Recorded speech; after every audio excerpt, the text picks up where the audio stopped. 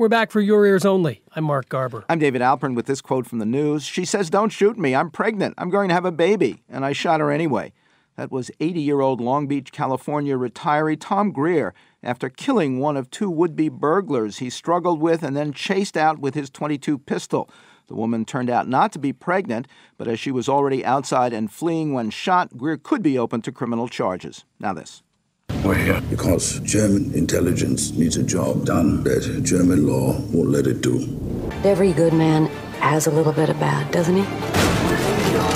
But that little bit just might kill you. There's no going back for any of us. Philip Seymour Hoffman's film finale, the new dramatization of John le Carré's typically dark and morally murky intelligence thriller, A Most Wanted Man.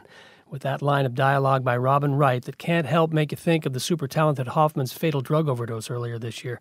To talk about his farewell performance, the film itself, and other recent releases, we're joined again by Boston Globe film critic Ty Burr. His books include Gods Like Us, On Movie Stardom and Modern Fame, and The Best 100 Movies of All Time.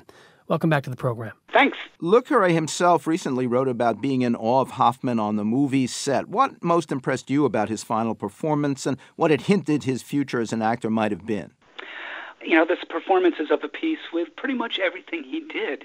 He never showboats. You never get the sense that he's playing to an audience out there. He's drawing an audience in. The character he plays is a German intelligence expert who's sort of at the end of the road, is in lousy shape, smokes too much, is disliked by everybody else in the intelligence community precisely because he's actually got a code of honor. And he is so burnt out at this point. You know, Hoffman, for better and for worse, was very good at playing wrecks, moral wrecks and physical wrecks. And, you know, it's funny to see him in this movie where he really is kind of out of breath and just drinking too much and smoking. And then you'll see him in an interview on the set, and he looks pretty together. I stress that it was acting. He was an actor, and he was really terrific at it.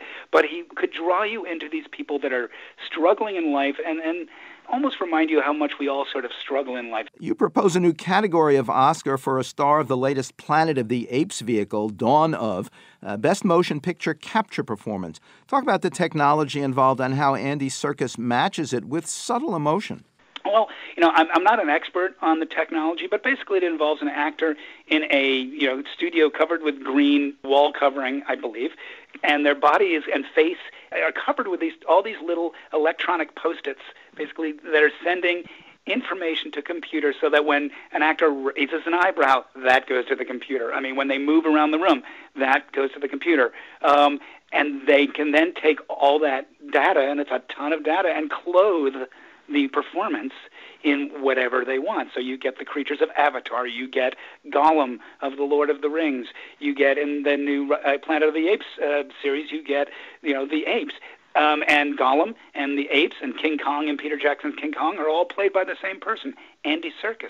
And the funny thing about this movie is that the apes, the CGI digital apes, are more involving or more emotionally expressive than the human actors in the film. And that says where our technology has gone, and is also a little worrisome. But Andy Serkis, I think, he does give real performances with his body language and with his expressiveness, even though you're not actually seeing his face. You're seeing the record of his expressiveness. It's very weird, and I'm kind of kidding when I say that it should be given an Oscar, but it should be talked about and honored in some way. He's doing something special. You say Scarlett Johansson does remarkable work in a semi-familiar sci-fi trope, man becomes God, or in this case, woman, as Lucy. Talk about how well she reflects the self-consciousness of growing paranormal power she gains in a drug accident. Well, in Lucy, Scarlett Johansson plays a young woman, not terribly bright, who, through a plot twist I can't go into here, it's just too complicated, her brain accesses all 100% of its potential. It's that old canard. It's not really true, but there have been other movies made on that subject. In this case, her character, by the time she's able to access 50%, she's moving furniture around with her mind. She's accessing other people's, cell data by plucking it out of the air, and it keeps on going. This is an action thriller, very stylish, completely ridiculous, but a lot of fun. Written and directed by Luc Besson, who made La Femme Nikita, and he sort of specializes in these over-the-top action movies with strong women. And Scarlett Johansson is just doing interesting things in her career, between her, in which she played the sentient computer operating system that takes over the world, and Under the Skin, this midnight movie where she's this odd alien, and now this, where she really, by the end of the movie, she is omnipresent, omniscient. She is, for all intents and purposes, God, and we're not worthy. Talk about the experimental filmmaking process that produced Richard Linklater's Boyhood. Just a few days every year for a dozen years to roll out a fictional coming-of-age story. Yeah, well, Linklater and his cast really rolled the dice on this. They just started making this, movie. Well, it's 12 years in the making, and it was about 14 years ago when they started. They just, had a 6-year-old kid and an actress and an actor playing the parents, and the director's daughter playing the older sister, and they filmed for a couple of days, and then they came back every year, and they still didn't know what the end result was going to be, because they didn't know how the kid was going to turn out, what he was going to grow up to be. And the actor, Eller Coltrane's young man, luckily he grew up into a really remarkable man, and the special thing about the movie is that you see this aging process, not just him, but the parents and everybody around him and the culture. Finally, talk about the documentary on the life and death of film critic Roger Ebert, Life Itself. What does the film tell us about Ebert, how he loved the movies, how he helped change the way we all came to love movies?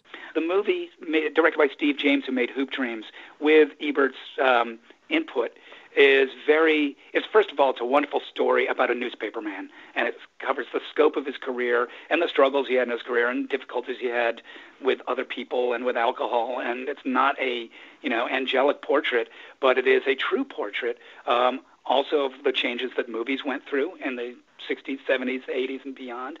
And it's also a portrait of a couple, because Chaz Ebert, Roger Ebert's wife, is a very important part of the film and the filmmaking. Their relationship, as they are tested by this unimaginable physical hardship that he went through before his death. So there's a lot in this movie. It's not about a movie critic, it's about a person, but a very expressive person, and it's a tremendously moving film, even if you don't care about movie critics or even movies. Boston Globe film critic Ty Burr. His books include Gods Like Us, On Movie Stardom and Modern Fame, and the best 100 movies of all time. Quote from the news, they were less motivated by the fear of dying than the fear of suffering, of disability, of disfigurement. That was CDC Dr. Tom McAfee on a study that has led to a new wave of hard-to-watch TV spots showing the ravages of cancer caused by smoking. Next, a new CD, Years in the Making, and a family affair for your ears only.